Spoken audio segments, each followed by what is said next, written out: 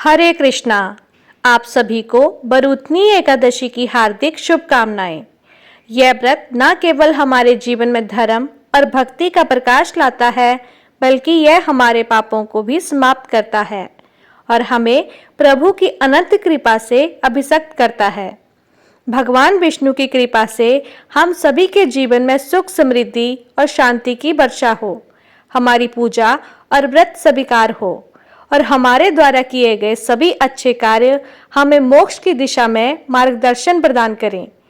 इस दिव्य अवसर पर हम सब एक साथ मिलकर श्री हरि से प्रार्थना करते हैं कि वह हमें अपने आशीर्वाद से सदैव समृद्ध रखें और हमारे जीवन को एक नई दिशा दें। आप सभी को भी इस पवित्र व्रत के माध्यम से आत्मशुद्धि और परम सुख की प्राप्ति हो। प्रिय भक्तजनों, कथा को सुनने से पहले हम सभी मिलकर भगवान विष्णु से प्रार्थना करें कि हे श्री हरि, हे नारायण, आप जगत के पालन करता हैं। आप ही धरा, गगन और पाताल के एकमात्र आधार हैं। आपकी शरण में आने मात्र से जीव के सारे पाप मिट जाते हैं और उसका जीवन धर्म, भक्ति और सत्य से अलौकित हो उठता है। आप क्षीर सागर में शेषनाग की शैया पर विश्राम करते हैं, किंतु अपने भक्तों के हृदय में हर क्षण जागृत रहते हैं। आज हम सभी श्रद्धा से एकादशी व्रत रखकर आपकी कथा का श्रवण करने जा रहे हैं, तो हमारी यही प्रार्थना है कि आप हमारे संकल्पों को स्वीकार करें, हमारे दोषों को क्षमा करें और हमें अपनी भक्ति में अड़िग बनाए रखें। हे लक्ष्मी नारायण, हमारी पूजा को अपने श्री चरणों में स्थान दें, हमें धर्म पथ पर अग्रसर करें और जीवन में सुख, शांति और मोक्ष प्रदान करें। आपका यह एकादशी व्रत केवल कर्म नहीं, हमारी आत्मा की पुकार है। प्रभु कृपा करके उसे सुने, समझें और स्वीकार करें। सभी प्रेम से बोलिए, श्री लक्ष्मी नारायण भगवान की जय, श्री कृष्ण भगवान की जय। प्रिय श्रोताओं, अब सुनते हैं बरूथनी एकादशी व्रत की कथा। इंद्रप्रस्थ की राज्यसभा पूर्णतः सजी हुई थी। महाराज युधिष्ठिर सिंहासन पर बैठे हुए थे और समस्त मंत्रीगण और ऋषिगण प्रभु श्री कृष्ण के आगमन की प्रतीक्षा कर रहे थे। हर एकादशी की तरह आज भी भगवान श्री कृष्ण स्वयं व्रत की दिव्यता बताने आ रहे थे। जैसे ही रतन जड़ित रथ के पहिए राज्यसभा के द्वार पर रुके, शंखनाद गूंज उठा। राज्यसभा में एक दिव्य आभा फैल गई। प्रभु ने सखा की ओर स्नेहल दृष्टि डाली और कहा, हे धर्मराज, सुनो, बरूथनी एकादशी की वह कथा जो जीवन को उन्नति की ओर ले जाती है। धर्मराज युधिष्ठिर ने पूछा, हे वासुदेव, आपको नमस्कार है। बैसाख मास के कृष्ण पक्ष में किस नाम की एकादशी होती है? कृपया उसकी महिमा बताइए। तब भगवान श्री कृष्ण बोले, राजन, वैशाख कृष्ण पक्ष की एकादशी बरूथनी के नाम से प्रसिद्ध है। यह इस लोक में और परलोक में भी सौभाग्य प्रदान करने वाली है। बरूथनी के व्रत से ही सदा सौख्य का लाभ और पाप की हानि होती है। यह समस्त लोकों को भोग और मोक्ष प्रदान करने वाली है। बरूथनी के व्रत से ही मांधाता तथा धुंधुमार आदि अन्य अनेक राजा स्वर्गलोक को प्राप्त हुए हैं। जो 10,000 वर्षों तक तपस्या करता है, उसके समान ही फल बरूथनी के व्रत से भी मनुष्य प्राप्त कर लेता है। राजन, घोड़े के दान से हाथी का दान श्रेष्ठ है। भूमि दान उससे भी बड़ा है। भूमि दान से भी अधिक महत्व तिल दान का है। तिल दान से बढ़कर स्वर्ण दान और स्वर्ण दान से बढ़कर अन्न दान है, क्योंकि देवता, पितृ तथा मनुष्यों को अन्न से ही तृप्ति होती है। विद्वान पुरुषों ने कन्यादान को भी अन्नदान के समान ही बताया है। कन्यादान के समान ही धेनु अर्थात गाय का दान है। यह साक्षात भगवान का कथन है। बताए गए सभी दानों से बड़ा विद्यादान है। मनुष्य बरूथनी एकादशी का व्रत करके विद्यादान का भी फल प्राप्त कर लेता है। जो लोग पाप से मोहित होकर कन्या के धन से जीविका चलाते हैं, वे पुण्य का क्षय होने पर यातनामय नरक में जाते हैं। इसलिए सर्वथा प्रयत्न करके कन्या के धन से बचना चाहिए। उसे अपने काम में नहीं लाना चाहिए। जो अपनी शक्ति के अनुसार आभूषणों से विभूषित करके पवित्र भाव से कन्या का दान करता है, उसके पुण्यों की संख्या बताने में स्वयं चित्रगुप्त भी असमर्थ हैं। बरूथनी एकादशी का व्रत करके मनुष्य उसी के समान फल प्राप्त करता है। व्रत करने वाला वैष्णव पुरुष दशमी तिथि को कांस, उड़द, मसूर, चना, कोदो, शाक, मधु, दूसरे का अन्न, 2 बार भोजन तथा मैथुन, इन सभी 10 वस्तुओं का परित्याग कर दे। एकादशी को जुआ खेलना, नींद लेना, पान खाना, दातुन करना, दूसरे की निंदा करना, चुगली करना, चोरी, हिंसा, मैथुन, क्रोध तथा असत्य भाषण, इन 11 बातों को त्याग दे। द्वादशी को कांस, उड़द, शराब, मधु, तेल, पतितों से वार्तालाप, व्यायाम, परदेश गमन, 2 बार भोजन, मैथुन, बैल की पीठ पर सवारी और मसूर, इन 12 वस्तुओं का त्याग करें। राजन, इस विधि से बरूथनी एकादशी का व्रत किया जाता है। रात को जागरण करके जो भगवान मधुसूदन का पूजन करते हैं, वे सभी पापों से मुक्त होकर परम गति को प्राप्त होते हैं। इसलिए पाप भीरु मनुष्यों को पूर्णतः प्रयत्न करके इस एकादशी का व्रत करना चाहिए। यमराज से डरने वाला मनुष्य अवश्य ही बरूथनी एकादशी का व्रत करे। भगवान श्री कृष्ण आगे कहते हैं, हे राजन, इस महात्म्य के पढ़ने और सुनने से सहस्त्र गौदान का फल मिलता है और मनुष्य सब पापों से मुक्त होकर अंत में श्री विष्णु लोक में प्रतिष्ठित होता है। हे धर्मराज, सौभाग्य का आधार संयम है। हर प्रकार संयम रखने से मनुष्य के सुख और सौभाग्य में वृद्धि होती है। अगर प्राणी में संयम नहीं है तो उसके द्वारा किए गए तप, त्याग और पूजा, भक्ति आदि सब व्यर्थ हो जाते हैं। भगवान श्री कृष्ण कहते हैं, हे युधिष्ठिर, इस विषय में एक प्राचीन इतिहास कहता हूँ, ध्यान पूर्वक सुनो। प्राचीन समय की बात है, नर्मदा नदी के तट पर मांधाता नाम के एक राजा राज्य किया करते थे। वह बहुत ही धार्मिक विचारों के और दानी भी थे। हमेशा भगवान का ध्यान किया करते और पूजा में लीन रहते थे। एक बार राजा मांधाता जंगल में तपस्या कर रहे थे। तभी वहां पर एक भालू आया और राजा का पैर खाने लगा। पैर खाने के साथ ही वह राजा के पैर को घसीटकर जंगल में ले जाने लगा। राजा भालू के पैर खाए जाने से बहुत घायल हो गए थे, जिस कारण वह खुद की रक्षा करने में पूरी तरह असमर्थ थे। तब राजा मांधाता ने अपनी रक्षा के लिए भगवान श्री विष्णु से प्रार्थना की। राजा की करुण पुकार सुनकर भगवान विष्णु ने अपने चक्र से उस भालू को मारकर उनकी रक्षा की। लेकिन जब राजा ने अपना पैर देखा तो और भी अधिक दुखी हुए। फिर भगवान को याद किया। भगवान श्री विष्णु प्रकट हुए। तब राजा ने उनसे पूछा कि प्रभु, शारीरिक और मानसिक कष्ट से कैसे मुक्ति पाई जा सकती है? तब भगवान ने कहा कि हे राजन, यह तुम्हारे पूर्व जन्म का अपराध था। अब तुम मथुरा जाकर श्रद्धा पूर्वक बरूथनी एकादशी का व्रत रखो और मेरे बरा अवतार की पूजा करो। इस व्रत के पुण्य प्रभाव से तुम्हारे अंग एक बार फिर से पहले की तरह हो जाएंगे। तब राजा ने भगवान को प्रणाम किया और मथुरा चले गए। वहां पर भगवान की श्रद्धा पूर्वक पूजा आराधना की। एकादशी का दिन आने पर श्रद्धा पूर्वक उन्होंने बरूथनी एकादशी का व्रत भी किया। इस व्रत के पुण्य प्रभाव से उन्हें अपना पैर वापस मिल गया। उनके अंग पुनः पहले की तरह हो गए और इस प्रकार उन्हें हर तरह के शारीरिक और मानसिक दुखों से छुटकारा भी मिल गया। भगवान श्री कृष्ण ने जब बरूथनी एकादशी का महत्व समझाया, तब धर्मराज युधिष्ठिर ने उसको हृदय से ग्रहण किया। उन्होंने कहा, हे माधव, आपके वचनों से मेरे समस्त संदेह दूर हुए हैं। मैं इस व्रत का पालन करूंगा और अपने राज्य में भी इसकी परंपरा स्थापित करूंगा। इस प्रकार यह दिव्य वार्ता समाप्त हुई, जो धर्म, भक्ति और मोक्ष का मार्ग प्रशस्त करती है। सभी प्रेम से बोलिए, श्री कृष्ण भगवान की जय, श्री लक्ष्मी नारायण भगवान की जय। आज के दिन भगवान की कथा, लीलाओं का जितना अधिक श्रवण किया जाए, उतना ही व्रत फलित होता है। जो लोग व्रत रखने में समर्थ नहीं हैं, उन्हें भी इस दिन भगवान की कथा, लीलाओं का श्रवण करना चाहिए। तो प्रिय श्रोताओं, अब प्रस्तुत है ठाकुर जी के एक बहुत ही सच्चे और निराले भक्त की कथा। बहुत समय पहले की बात है, उत्तर भारत के एक छोटे से गांव में चंदन दास नाम का एक साधारण लेकिन अत्यंत भक्तिपूर्ण व्यक्ति रहता था। उसका जीवन बहुत ही साधारण था। ना कोई धन, ना कोई बड़ा परिवार और ना ही कोई सामाजिक प्रतिष्ठा, परंतु उसकी सबसे बड़ी पूंजी थी उसकी अपार श्रद्धा और प्रेम भगवान श्री कृष्ण यानी ठाकुर जी के प्रति। चंदनदास बचपन से ही ठाकुर जी के प्रेम में लीन रहता।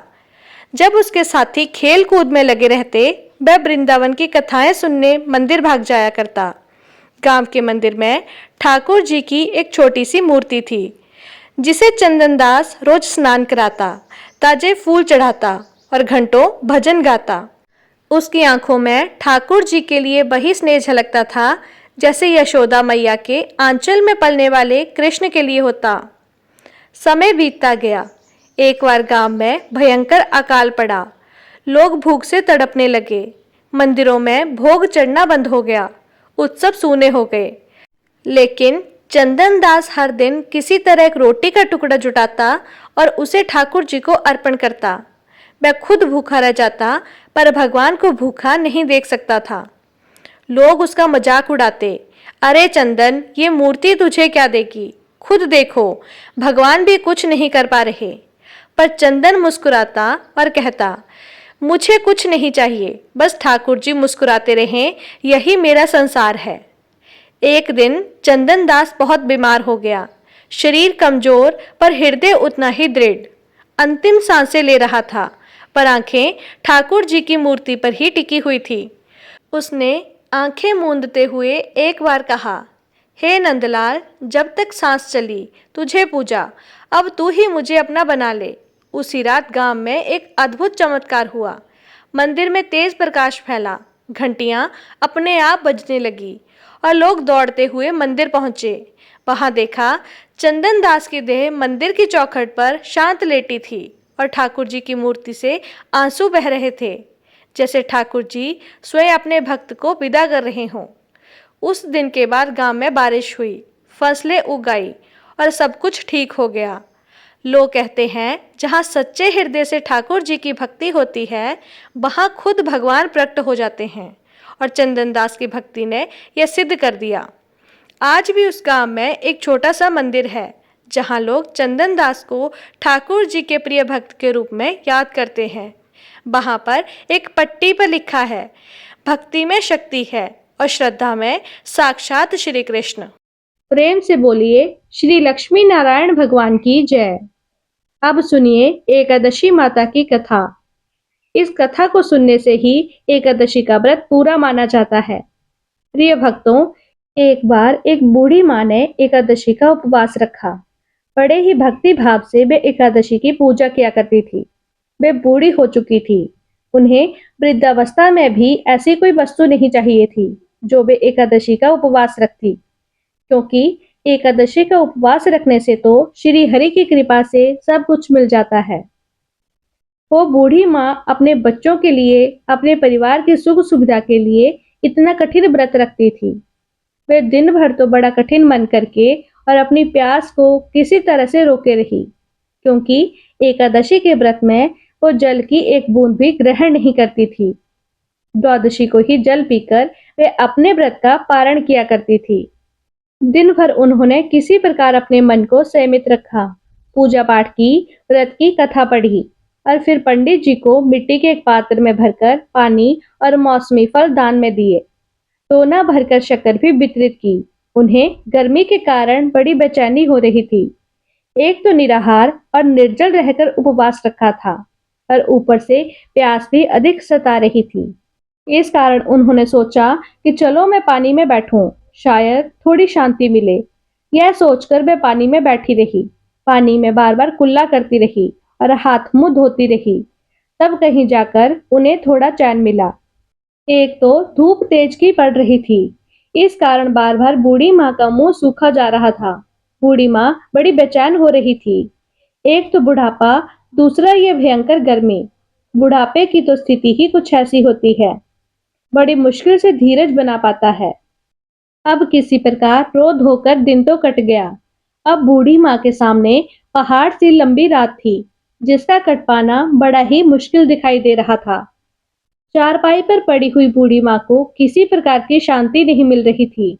बार बार प्यास के मारे गला सूख रहा था। और वे इस प्रकार बेचैन होकर करवटें बदलती जा रही थी। कई बार उठकर वे घर के बाहर जाती, फिर अंदर आ जाती। ना उन्हें घर के अंदर शांति मिल रही थी, ना बाहर।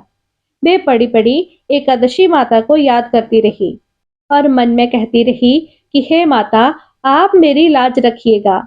आप ही मुझे शक्ति दीजिएगा, ताकि मैं भली भांति आपका व्रत कर सकूं और यह पहाड़ सी रात सुकून से बीत जाए। प्यास के कारण बूढ़ी माँ की बेचैनी तो बढ़ती ही जा रही थी। उन्होंने धैर्य रखने का बहुत प्रयास किया, लेकिन आखिरकार उनकी सहनशीलता की सीमा टूट गई और वे घबराकर प्यास के मारे एकदम चिल्ला पड़ी, बचाओ बचाओ। बूढ़ी माँ का चिल्लाना सुनकर उनके परिवार के सभी सदस्य उनके आसपास इकट्ठे हो गए। बूढ़ी माई की चारपाई के पास पहुंच गए। सब बोले, अम्मा जी, क्या हुआ आपको? क्यों चिल्ला रही हो? और जब आपसे व्रत नहीं रखा जाता तो इस बुढ़ापे में इतना कठिन व्रत क्यों रख रही हो? अम्मा जी, अगर शरीर में ताकत है तभी तो भक्ति हो पाएगी। आप पानी पी लीजिए। बूढ़ी माँ अपने परिवारजनों से बोली, मेरे तो प्यास के मारे प्राण ही निकले जा रहे हैं। जरा जल्दी से मेरी छाती पर ठंडे पानी का घड़ा तो रख दो। नातियों ने दौड़कर दादी की छाती पर ठंडे पानी का बर्तन रख दिया। तब कहीं जाकर उन्हें थोड़ा सुकून मिला, और जब सुकून मिला तो थोड़ी देर के लिए उन्होंने अपनी आंखें बंद कर ली। इधर एकादशी माता सोचने लगी कि ये है तो बूढ़ी माँ, लेकिन बड़े नियम से मेरा व्रत रखती हैं। चलकर इनकी परीक्षा लेनी चाहिए। ऐसा विचार करके एकादशी माता आधी रात को मुर्गा बनकर कुकड़ुकू करने लगी। मुर्गे की आवाज सुनकर बूढ़ी माँ जल्दी से उठी और बाहर जाकर आसमान की ओर निहारा, लेकिन आसमान में तो कहीं भी उन्हें सुबह का तारा दिखाई नहीं दिया। अब वे सोचने लगी, फिर यह मुर्गा भला क्यों और कैसे बोला? एक तो उन्हें प्यास लग रही थी, अब थोड़ा बहुत उनका मन भी बेचैन होने लगा। आखिरकार उन्होंने यह दृढ़ निश्चय किया कि अब तो मैं इस व्रत को पूरा करके ही छोड़ूंगी, फिर चाहे व्रत पूरा होने तक मेरे प्राण ही क्यों ना निकल जाएं। मन में ऐसा पक्का निश्चय कर वह वापस चारपाई पर आकर लेट गईं।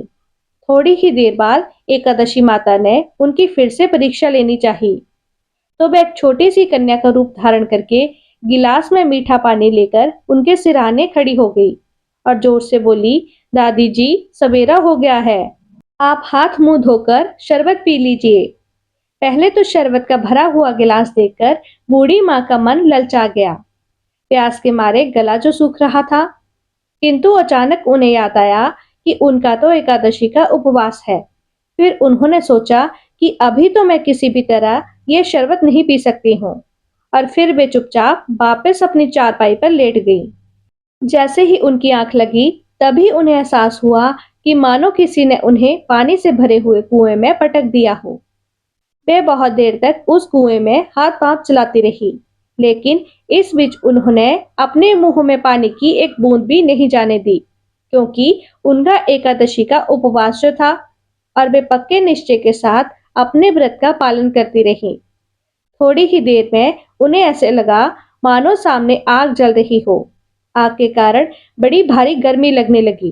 प्यास के मारे उनके प्राण निकलने लगे, लेकिन इतना सब होने के बाद भी बूढ़ी माँ ने पानी की एक बूंद भी नहीं पी। बस चारपाई पर बैठी बैठी एकादशी माता का ध्यान करती रही। अब सवेरा होने में बस कुछ ही समय है, यह जानकर वे बड़ी तसल्ली के साथ इधर उधर घूमने लगी। एकादशी माता अब तक यह बात अच्छी तरह से समझ गई थी कि इन बूढ़ी माँ को किसी भी प्रकार से अपने व्रत से नहीं टाला जा सकता।